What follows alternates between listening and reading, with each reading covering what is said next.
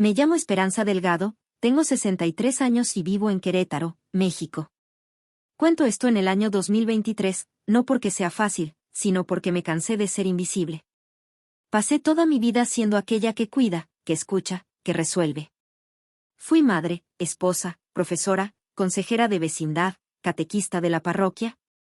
Y durante mucho tiempo creí que el amor que damos vuelve de la misma manera. Pero descubrí, de la forma más dolorosa, que a veces el amor se transforma en deuda. Y cuando envejeces, esa deuda se cobra con intereses de desprecio y silencio. Era un domingo nublado de septiembre cuando mi celular sonó a las 9 de la mañana. Era mi hijo menor, Rodrigo. Aquel que se alejó de mí desde que se casó con Pamela, hace 7 años. Recuerdo bien la primera vez que la conocí, y joven, bonita, con ese brillo de mujer que sabe el poder que tiene. Pero había algo en sus ojos que me molestaba, una especie de cálculo detrás de cada sonrisa. Aún así, intenté quererla. Uno lo intenta, ¿verdad? Por amor al hijo. Mami, ¿qué te parece si vamos a almorzar hoy? Quiero invitarte al restaurante de siempre. Es tu cumpleaños, después de todo. Su voz era dulce. De ese tipo que usaba cuando era niño y quería pedir un juguete. Me tomó por sorpresa, porque hacía meses que no me llamaba ni para saber si todavía estaba viva. ¡Qué sorpresa, mi niño! Claro que sí, me encantaría, respondí, intentando controlar el nudo en la garganta. ¿A la 1 está bien? Pamela ya reservó mesa. Perfecto. Nos vemos allá. Me quedé quieta con el teléfono en la mano por unos segundos. Fui hasta el tocador y saqué del joyero los aretes de madreperla que Tomás me regaló en nuestro último aniversario juntos. Él partió hace 9 años. Desde entonces, mis celebraciones pasaron a ser silenciosas, pero yo me empeñaba en marcar cada una con un café más prolongado, una misa por la mañana o una visita al orfanato donde daba clases de lectura. Aquella invitación parecía un pequeño milagro. Me ilusioné. Otra vez. Vestí un vestido nuevo que compré en el mercado de San Miguel de Allende, azul con bordados discretos. Me puse perfume, arreglé el cabello, me pinté los labios de color vino y recé. Recé para que aquel almuerzo fuera diferente. Que mi hijo estuviera realmente ahí por mí. Que Pamela, solo por un instante, hubiera dejado de verme como una carga. Entré en el taxi sonriendo, sosteniendo una rosa que tomé de mi jardín para entregársela a la mesera que siempre me atendía en ese restaurante, un gesto simple, pero que me hacía sentir presente en el mundo. El restaurante estaba en el centro histórico, cerca del Teatro de la República. Un lugar bonito, antiguo, con vitrales coloridos y música instrumental suave de fondo. Cuando llegué, Rodrigo ya estaba allí, sentado con Pamela junto a la ventana. Él parecía incómodo. Movía la servilleta, miraba hacia abajo. Ella, vestía un mono rojo vibrante y sonreía con todos los dientes. Una sonrisa que parecía una advertencia. «Feliz cumpleaños, suegrita hermosa», dijo ella, levantándose para abrazarme. «Gracias, Pamela». La abracé de vuelta, pero era como abrazar un maniquí. Rodrigo me dio un beso en la mejilla y acercó la silla para mí. Por unos minutos, todo transcurrió bien. Hablaron del clima, de las reformas en la casa, de las promociones en su trabajo. Pamela comentó que quería cambiar el papel tapiz de la sala y me preguntó mi opinión. Me sentí halagada. Hasta que recordé que esa casa era mía. Sí, era mía. Cuando Rodrigo y ella estaban a punto de perder la propiedad por una deuda mal resuelta con un antiguo socio suyo, yo pagué todo. Pero nunca lo conté. Lo hice por amor. Como siempre. Llegó el almuerzo. Mole poblano con arroz. Elogié la comida. Y fue entonces cuando vino el golpe. Pamela dobló la servilleta con delicadeza, se limpió las comisuras de los labios y me miró como quien va a anunciar un compromiso. Esperanza, Rodrigo y yo hemos estado hablando mucho últimamente. Y creemos que es hora de que tomes un nuevo rumbo. Arqueé las cejas, intentando entender. Rodrigo no me miraba a la cara. Ella continuó. Es que nos preocupa que vivas sola.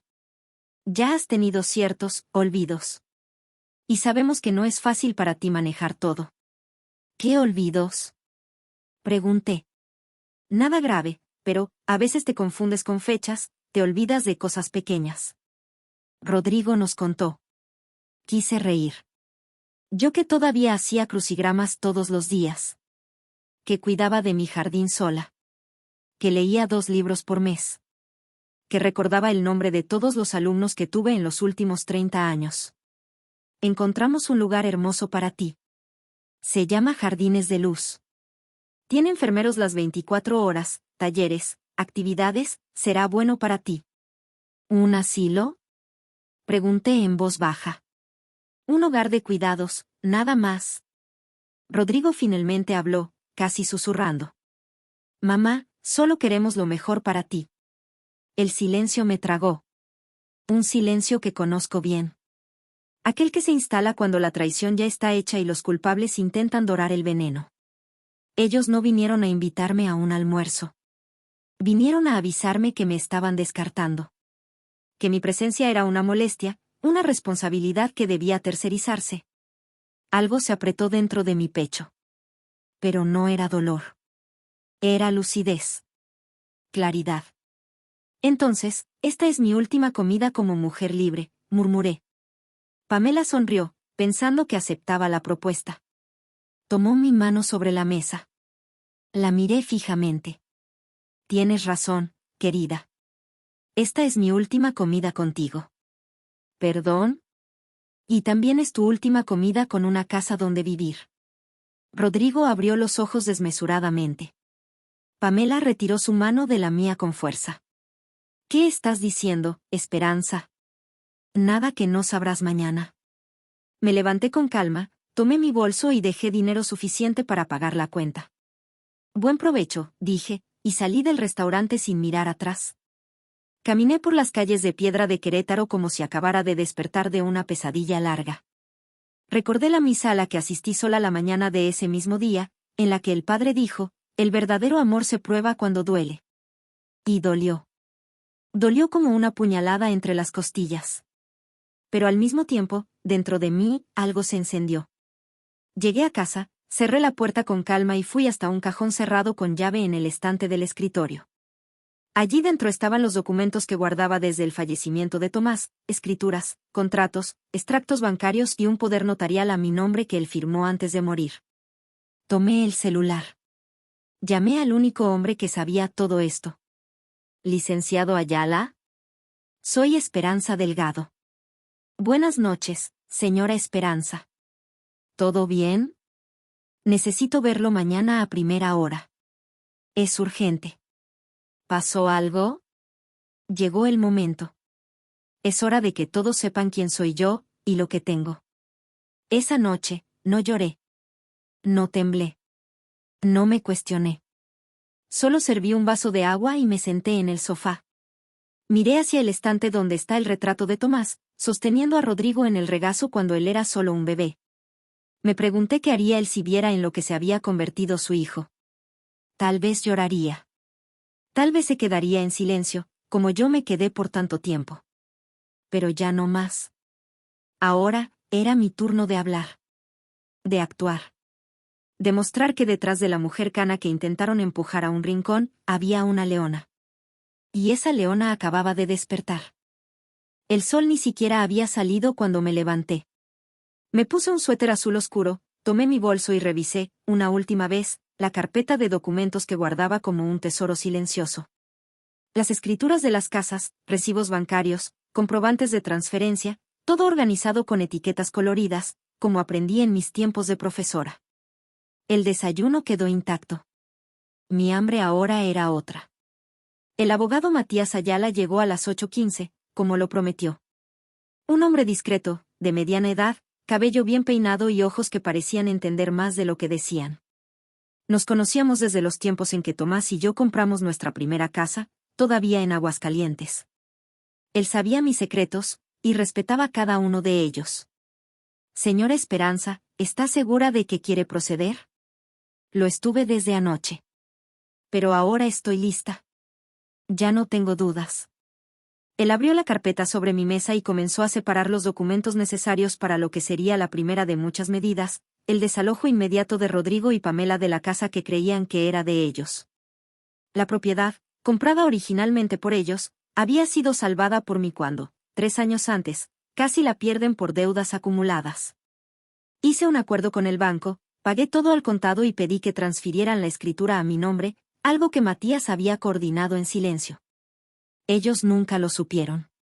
Podemos alegar abuso de confianza y riesgo inminente a la integridad emocional de la propietaria. Eso permite un plazo reducido para el desalojo, de hasta 10 días hábiles. No quiero venganza, licenciado. Solo quiero justicia. Firmé los papeles con la mano firme, como si firmara mi propia liberación. Mientras tanto, Matías también gestionaba la suspensión de todos los pagos automáticos que yo había estado cubriendo sin que ellos supieran: agua, luz, internet, gas, seguro del auto, todo a mi nombre. Durante años estuve pagando con la esperanza de que un gesto de amor despertara en ellos algo de gratitud. Ahora era lo contrario, era el silencio lo que me hacía ver quiénes eran realmente. Esa tarde, mientras organizaba papeles en mi pequeño escritorio, el teléfono comenzó a sonar sin parar. Primero fue mi sobrina Lourdes, que vive en San Luis Potosí. Tía, Pamela me llamó llorando.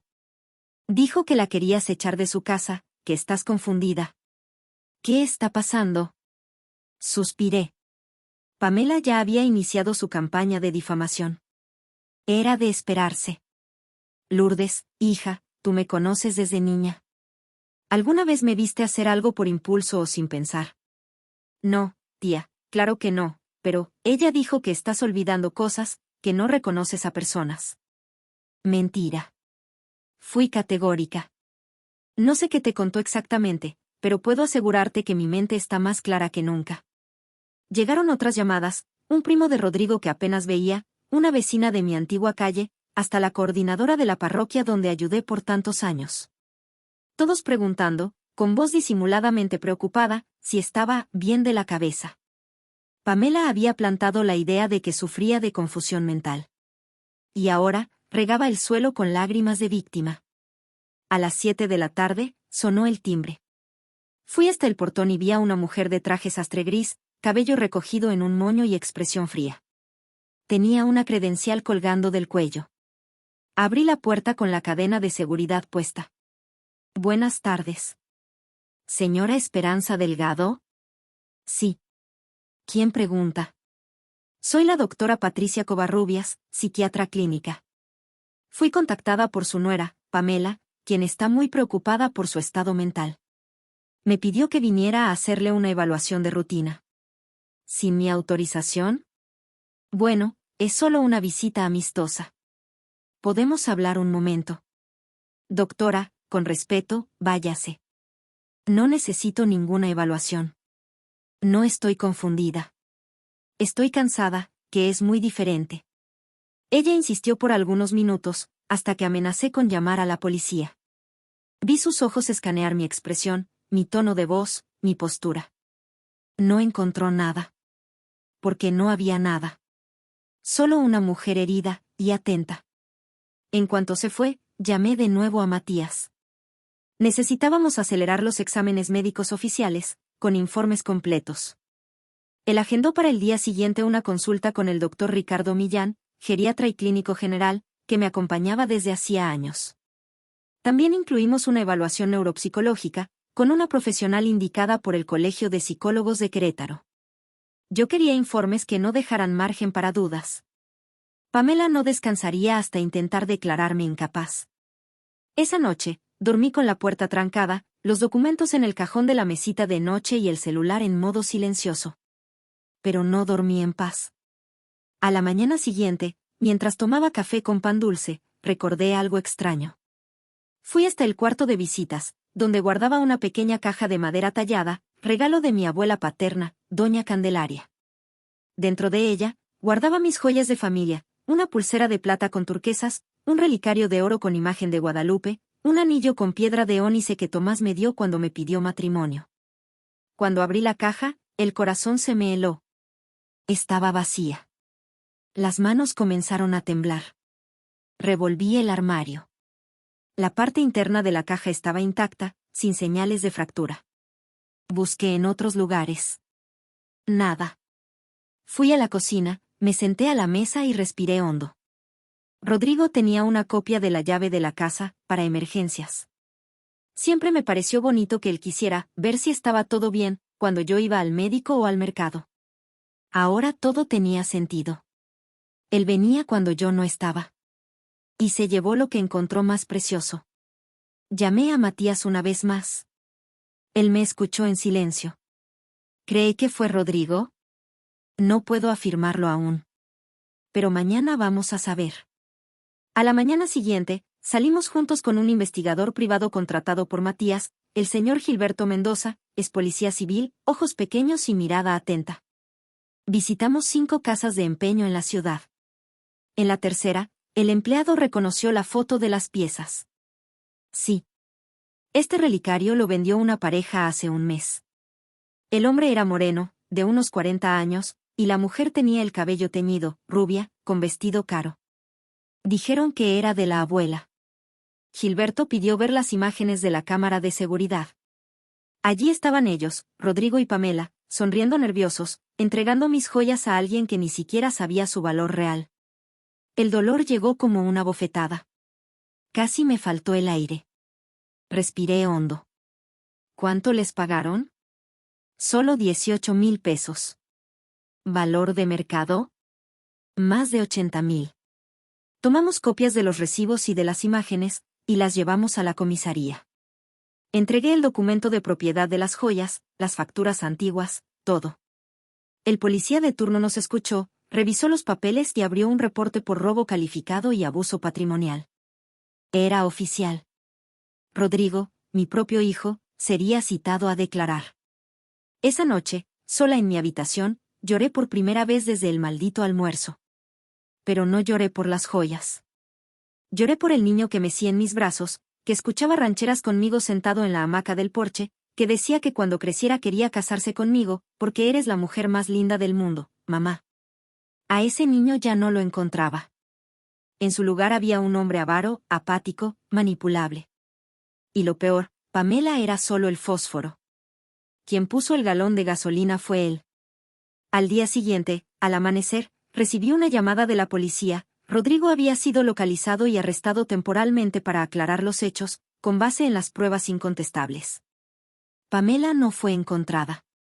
Por primera vez en mucho tiempo, respiré sin peso en los hombros. Pero dentro de mí, sabía, eso era solo el comienzo. La celda del centro de detención de Querétaro era fría, gris y olía a humedad vieja. La funcionaria de la recepción me entregó una credencial de visitante con mi nombre en letras grandes, Esperanza Delgado, visita privada. No sabía si había ido a buscar explicaciones o despedidas. Pero necesitaba mirar a los ojos de mi hijo y escuchar la verdad de su boca. No de la voz manipuladora de Pamela, ni de parientes que hablaban sin saber, ni de vecinos que adoraban especular. Era él. Rodrigo. El niño que una vez durmió en mi pecho, que vi aprender a caminar, que me decía, te amo, con voz aguda y desdentada. Ahora, allí. Preso por robarle a su propia madre. Me llamaron. La puerta se abrió con un clic seco y me hicieron sentar en una sala fría, con 2 sillas de plástico separadas por una mesa de acero. Minutos después, él entró. Estaba abatido. Ojos hinchados, la barba sin afeitar y los hombros caídos como si cargaran no solo culpa, sino vergüenza. Me miró fijamente por algunos segundos antes de bajar la mirada. Mamá. La palabra salió como un suspiro enfermizo. Por favor, no empieces con mentiras, respondí, manteniendo la barbilla firme. Él acercó la silla y se sentó con cautela, como si la silla también pudiera juzgarlo. Yo, no sé por dónde empezar. Empieza por donde empezó tu traición, susurré. Rodrigo respiró hondo y comenzó a hablar. Contó que Pamela, a lo largo de los últimos 3 años, había acumulado deudas enormes con juegos de azar en línea. Que empezó apostando en bingo digital, luego en sitios de ruleta y apuestas deportivas. Al principio él pensó que era inofensivo. Pero pronto ella estaba gastando más de lo que ganaba. Y para cubrir los huecos, empezó a pedir tarjetas extras, a hacer préstamos a su nombre y a usar excusas para justificar cada movimiento. ¿Y tú qué hiciste? ¿Le aplaudiste? ¿Le prestaste la llave de mi casa para que saqueara mis recuerdos? No, mamá. Al principio no sabía nada. Después, cuando lo descubrí, ya estaba metido hasta el cuello. Pamela me juró que pararía, que iba a recuperar todo, que solo necesitábamos tiempo. ¿Y yo? Él comenzó a llorar. Yo tuve miedo. Ella me dijo que si no la ayudaba, iba a decir que la golpeaba. Que me acusaría públicamente. Que te contaría que yo maltrataba a nuestro hijo. ¿Qué hijo? Pregunté confundida. Rodrigo se congeló. Abrió y cerró la boca, como si las palabras estuvieran atrapadas en su garganta. Mamá, hay algo que nunca te conté. Antes de conocer a Pamela, tuve un hijo. Se llama David. Tiene 21 años. Me sentí como si el suelo se hubiera abierto bajo mis pies. ¿Tienes un hijo, y nunca me dijiste? Me alejé de la madre de David cuando él era un bebé. Fue un error de juventud. Ella se mudó a Tijuana. Perdimos el contacto. Hace unos meses lo encontré en redes sociales. Empezamos a hablar. Él quiere conocerte. Me quedé muda. El tiempo pareció congelarse por algunos segundos. ¿Y Pamela lo sabe? Sí. Y me prohibió mencionarlo. Dijo que él era una amenaza para nuestra nueva vida. Fue entonces que empecé a pensar en irme, en empezar de nuevo, pero ya era tarde. Las deudas nos estaban comiendo. Ella dijo que si tú firmabas la casa para nosotros, podríamos venderla y saldar todo. Después podrías ir a vivir a un lugar bonito. Fue idea de ella, pero yo acepté. Mi corazón dolía como si cada palabra fuera un clavo atravesando mi piel. Quise gritar, quise levantarme e irme. Pero me quedé. Porque parte de mí todavía quería entender dónde fue que perdí a mi hijo. ¿Y cuándo decidiste robarme las joyas? ¿También fue por miedo? Rodrigo bajó la mirada. Yo estaba desesperado. Pensé que si las vendíamos podríamos pagar el resort, tener un fin de semana de paz antes de enfrentar todo. Pamela decía que era justo, que tú no las usabas. Yo pensé que después te las devolveríamos. ¿Estás enfermo? Dije, por primera vez alzando la voz. No solo me robaste objetos. Me robaste la memoria. El respeto. La dignidad. Lo sé, mamá. Y no espero que me perdones. Pero, necesito que sepas que no fue por odio. Fue por cobardía. Y me arrepiento. El dolor se transformaba en una mezcla extraña de compasión y furia. Lo miraba e intentaba ver al niño que amé con todo lo que tenía. Pero todo lo que veía era un hombre destruido por las elecciones que él mismo hizo. ¿Y ahora qué? Pregunté. ¿Esperas que retire los cargos? No. Solo quiero que escuches algo. Cuando Pamela supo de la denuncia, huyó. Me dejó solo. Ella decía que me amaba, pero en realidad, me usó. Y ahora está desaparecida.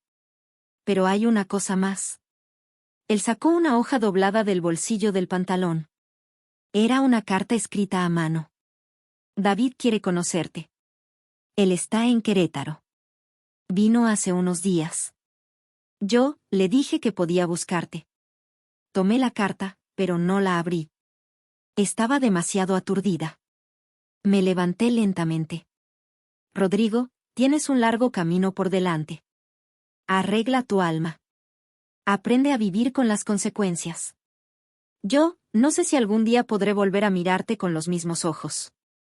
Él bajó la cabeza y, antes de que yo saliera de la sala, dijo. Mamá, solo quiero decir que aún te amo. Y que lamento haberte fallado. No respondí. No lloré. Solo salí. Afuera, el cielo estaba gris. El viento balanceaba los árboles de la acera y, por primera vez en mucho tiempo, sentí que algo estaba a punto de cambiar. Esa tarde, mientras organizaba documentos con Matías para la audiencia final del proceso, recibí una llamada inesperada. Era una joven llamada Laura Jiménez, trabajadora social del Centro de Reintegración. Señora Esperanza, sé que esto puede sonar extraño, pero tengo a un joven aquí que afirma ser su nieto. Se llama David Herrera. ¿Podría venir al centro mañana? Él desea hablar con usted. A la mañana siguiente, fui al lugar indicado. Una pequeña oficina en el barrio del pueblito. Entré con el corazón acelerado. Allí estaba él. Un joven alto, delgado, de ojos castaños profundos. Usaba una mochila simple y una camisa azul descolorida. «¿Abuela?», dijo con la voz quebrada. Me senté frente a él. Él extendió la mano. Yo la tomé. «Perdón por llegar así, solo quiero conocerte». Conversamos por casi 2 horas. David era educado, gentil, apasionado por la literatura mexicana y estudiaba letras en la Universidad Autónoma de Baja California. Contó que creció sin saber de su padre, pero siempre tuvo curiosidad. Cuando supo del arresto de Rodrigo, decidió viajar para conocerme. Dijo que no quería nada. Ninguna ayuda, ningún perdón extendido a su padre. Solo quería saber de dónde venía. «Abuela, yo no justifico a mi papá. Pero creo que cada persona merece otra oportunidad, incluso si nunca la aprovecha». Aquellas palabras me cortaron como un cuchillo, pero también me curaron.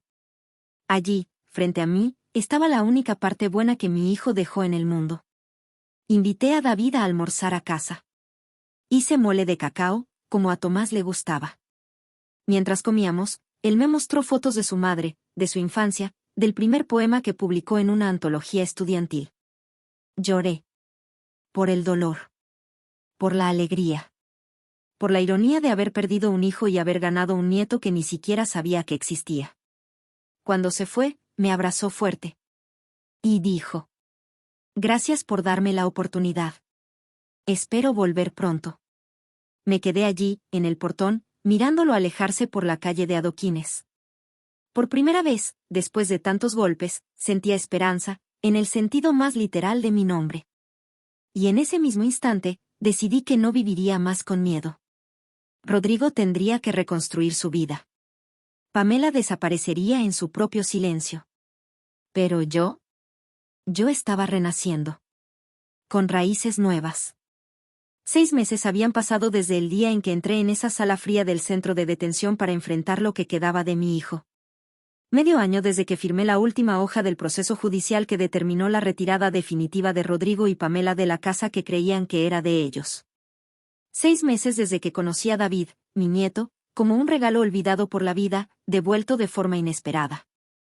La casa, que antes parecía hacer eco de memorias del pasado, ahora comenzaba a ganar nuevos sonidos: el crepitar del fuego en la chimenea que casi nunca usaba, el tintineo de cubiertos en las noches en que Luz Helena, mi cuidadora y ahora amiga, cocinaba conmigo, y sobre todo, las risas suaves de las tardes de té que compartía con mis nuevas compañeras del club de lectura de la parroquia. Nunca imaginé que a los 64 años volvería a sentir entusiasmo por las pequeñas cosas, los jazmines que brotaban en el patio, las clases de pintura en el centro comunitario o el olor de la pintura fresca en el taller improvisado que monté en el antiguo cuarto de huéspedes. Tantas veces me apagué para caber en el mundo de los demás. Ahora, finalmente, sentía que mi vida tenía espacio suficiente para mí. Rodrigo fue sentenciado a 8 meses de prisión y 3 años de libertad condicional, además de una restitución parcial de las pérdidas, según determinó el juez. Matías me había acompañado en la audiencia. No hablé. No lo miré. Solo estuve allí, presente, como una sombra de la mujer que él intentó enterrar viva, y que ahora volvía a caminar con la cabeza en alto. Pamela jamás fue encontrada. Las investigaciones indicaban que probablemente cruzó la frontera rumbo a Estados Unidos usando documentos falsos. Uno de los investigadores privados sugirió que podría estar en Las Vegas, donde continuaba apostando. Y lo estaba. En una noche fría de enero, mientras bordaba flores en un mantel con Luz Helena, un reportero local me envió, casi por casualidad, una foto enviada por un turista mexicano que estaba en Las Vegas. Mostraba a una mujer sentada sola en una máquina tragamonedas del casino Circus Circus, vistiendo un mono rojo descolorido, el mismo que usó en el almuerzo fatídico. Su cabello rubio estaba más ralo, sus ojos hundidos, su maquillaje corrido. Frente a ella, un vaso vacío y una pila de fichas casi al final. En la esquina de la foto, casi imperceptible, un cartel luminoso parpadeaba: «You're almost out of credits. Insert more to continue». Casi se te acaban los créditos. Inserta más para continuar. Ella no miraba a la cámara. Miraba a la pantalla, con la expresión de quien juega no para ganar, sino para posponer el momento en que tendrá que enfrentar el espejo. Le mostré la foto a David. Él solo movió la cabeza y dijo: «Ella no huyó de usted, abuela. Huyó de sí misma». Cerré el álbum donde guardaba la imagen. No sentí odio. Ni lástima. Solo constatación: algunas personas nacen vacías, y pasan la vida intentando llenar ese vacío con lo que le roban a los demás. Hasta su propio final. David se volvió una presencia constante en mi vida. Venía los sábados por la tarde, ayudaba en el jardín, leía fragmentos de poemas que estaba escribiendo e incluso empezó a pintar conmigo. Me llamaba Abue, con tanta naturalidad que a veces me sorprendía sonriendo sola. Aquella presencia joven, llena de respeto y sensibilidad, cicatrizaba heridas que creí que nunca se cerrarían. ¿Y mi papá?, me preguntó cierta tarde, mientras tomábamos té de canela y veíamos el cielo dorarse detrás de la sierra. Está cumpliendo. Y está vivo. Eso ya es algo. ¿Lo vas a perdonar algún día? Guardé silencio por algunos segundos. El perdón no es un botón que se presiona. Es una semilla. Y a veces tarda en florecer, si florece. Él asintió. No insistió. A la semana siguiente, recibí una carta con el sello del centro de rehabilitación en el que Rodrigo estaba cumpliendo parte de la sentencia, participando en talleres comunitarios y sesiones de terapia grupal. Me escribió con más madurez de la que esperaba. No pedía perdón. Pero agradecía por no haberlo dejado continuar mintiéndose a sí mismo. Dijo que había empezado a dar clases de alfabetización a internos analfabetos y que eso lo hacía recordar los tiempos en que me veía dar clase a niños en las ferias libres y comunidades de la periferia. Leí la carta con ojos cansados, pero secos. Con cada línea, sentía que el hombre que me lastimó estaba, poco a poco, siendo desmontado por dentro, y tal vez, en su lugar, naciera otro. Pero eso ya no era más responsabilidad mía. Yo había cumplido mi parte. Rodrigo ahora era adulto y libre para reconstruir, ¿o no? Un mes después, en el cumpleaños de David, preparé un almuerzo especial: chiles en nogada, guacamole con granada y pastel de elote. Invité a Luz Helena, a mis amigas del club de lectura y hasta al padre Ramón, que siempre me decía, con una sonrisa traviesa: «Esperanza, usted todavía tiene mucho que enseñarle a esta generación distraída». A la hora del café, David me entregó un sobre. «Es de papá». No quiso enviarlo directamente. Me pidió que lo leyera contigo, si querías. Asentí. Abrí el sobre. Dentro, una hoja con letra firme y sobria. Rodrigo decía que había recibido una propuesta de trabajo voluntario en Oaxaca, donde podría ayudar en la alfabetización de mujeres en situación de vulnerabilidad. Quería aceptar.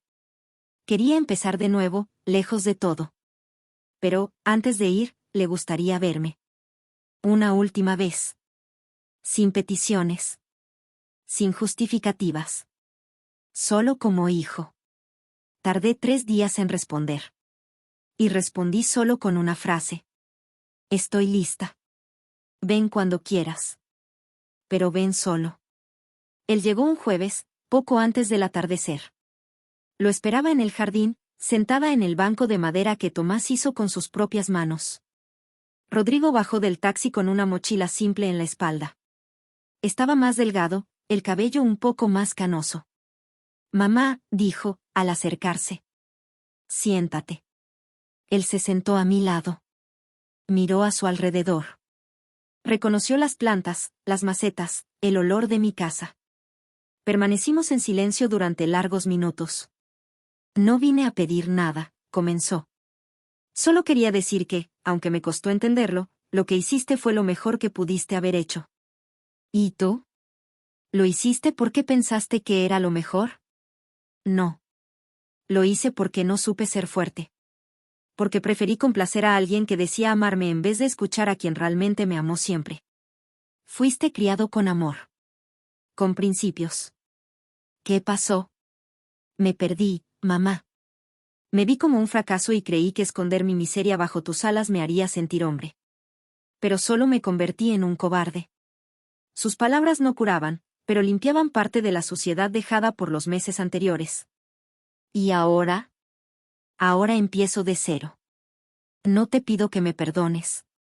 pero quiero que sepas que estoy tratando. Por mí. Por David. Por el niño que alguna vez fui. Guardé silencio. Observé una mariposa posarse en la maceta de lavanda a nuestro lado. Respiré hondo. No esperes nada de mí. Pero si algún día vuelves a ser el hijo que crié, quizás te reconozca. Él asintió con los ojos llenos de lágrimas. Se levantó y me abrazó. Un abrazo ligero, sin presión. Sin promesa. Cuando se fue, entré en casa, cerré la puerta y sentí algo curioso, no dolor, sino alivio. En los meses que siguieron, la vida se fue acomodando como una sábana bien estirada sobre una cama nueva. La rutina volvió a ser mi amiga, no una prisión. David se convirtió en parte de mi familia. Luz Helena, más que una cuidadora, era mi hermana de alma. Y mis amigas de la lectura eran mi nuevo círculo de confianza. En el Día de los Muertos, monté mi altar con cariño, fotos de Tomás, de mis padres, de mi abuela Candelaria y, por primera vez, añadí algo diferente. Un trozo de papel con el nombre de Rodrigo escrito a mano. No porque hubiera muerto, sino porque aquel hombre que me traicionó, sí, había muerto. Y en su lugar, tal vez, solo tal vez, pudieran hacer algo nuevo. Fue ese mismo día que recibí una noticia inesperada. Fui nominada por la comunidad local para recibir un reconocimiento público como Mujer de Honor por la Casa de Cultura de Querétaro. Según el texto enviado, mi historia había inspirado a otras mujeres de la región a denunciar abusos patrimoniales y emocionales provenientes de sus propios hijos y familiares. Algunas, después de años de silencio, finalmente habían encontrado el valor para protegerse, por mi causa. El día del homenaje, me puse mi mejor vestido, me coloqué los aretes de nácar que David logró recuperar para mí, comprándolos de nuevo con sus ahorros, sin que yo lo supiera. Solo lo descubrí semanas después, cuando Luz Helena, riendo bajito, me contó. ¿Sabe cómo juntó ese dinero, doña Esperanza? Trabajó como repartidor de comida durante 3 meses, de 6 de la tarde a medianoche, después de clases. Vendió incluso la guitarra que le regalaron en el intercambio. Y el último fin de semana, hizo traducción de textos académicos para una profesora de la universidad. Dormía 4 horas al día. Cuando fue a buscar las joyas a la casa de empeño, tenía ojeras hasta el cuello, pero sonreía como quien devuelve un pedazo del alma. No dije nada en ese momento. Simplemente abracé a David con más fuerza esa noche, sin mencionar lo que sabía. Algunas bendiciones son tan grandes que no caben en palabras, solo en silencios agradecidos. El auditorio estaba lleno. A mi lado, David, Luz Helena, el padre Ramón, e incluso la bibliotecaria del club de lectura, que leyó el texto de presentación. A veces, la justicia no viene de los tribunales, sino del corazón que decide dejar de ser lastimado. Hoy celebramos a una mujer que no solo recuperó su dignidad, sino que la sembró en otras. Aplausos. Lágrimas. Y una sensación nueva, pertenencia. Esa noche, acostada en mi cama, miré al techo y pensé en todo lo que había vivido, la traición, el desprecio, la soledad, el renacimiento. Y entendí algo profundo, algo que quizás nunca había dicho en voz alta. El amor de madre puede perdonar muchas cosas. Pero el amor por una misma es lo que impide que ese perdón se convierta en sumisión. Antes de apagar la luz, David apareció en la puerta, sosteniendo 2 tazas de chocolate caliente, como hacíamos los sábados de invierno. ¿Puedo pasar, abuela? Siempre. Se sentó al borde de la cama, me entregó una taza, y permanecimos en silencio por un momento, escuchando el viento golpear las ventanas. Abuela, ¿qué es, para usted, ser familia? Pensé por unos segundos. Lo miré, a esos ojos marrones que llevaban tanto de mí, tanto de Tomás, tanto de un pasado que ni él conoció. Familia no es sangre, David. Es elección. Es presencia. Es cuando alguien te ve caída y, en vez de darte la espalda, se arrodilla a tu lado y pregunta, ¿qué necesitas? La sangre da un apellido. La familia da un regazo. Un oído. Un estoy aquí, sin fecha de vencimiento. Él sonrió, con los ojos brillantes. Entonces, ¿somos familia de verdad? Lo somos, respondí, tomando su mano. Y eso nadie nos lo quita. Ni el tiempo. Ni la distancia. Ni los errores. Él besó mi frente, como lo hacía Tomás. Buenas noches, abuela. Buenas noches, mi niño. Y dormí en paz, con la certeza de que, a pesar de todo, aún era posible florecer, y que, a veces, las flores más bellas nacen precisamente donde la tierra ha sido más removida.